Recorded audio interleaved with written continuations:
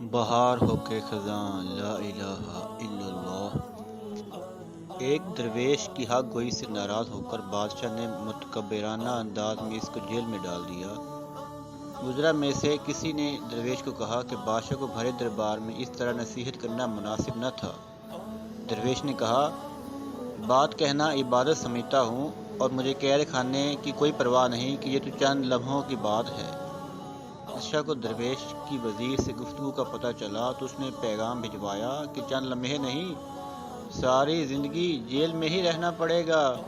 درویش نے واپسی جواب بھجوایا کہ کیا تو نہیں جانتا، دنیا ہے ہی ایک گھڑی۔ درویش کے لیے خوشی اور غمی برابر ہے۔ الحمدللہ علی کل حال، تو لشکر اور خزانوں میں خوش ہے تو میں رنج اور محرومی میں بھی اپنے رب سے راضی ہوں۔ ہم دونوں کو موت آئے گی تو چند دنوں میں برابر ہو جائیں گے، کوئی نہ پہچان سکے گا کہ درویش کون ہے اور بادشاہ کون۔ ظالم بادشاہ کو ان ناحسانہ باتوں سے اور غصہ آیا اور درویش کی زبان کھینچ لینے کا حکم دیا۔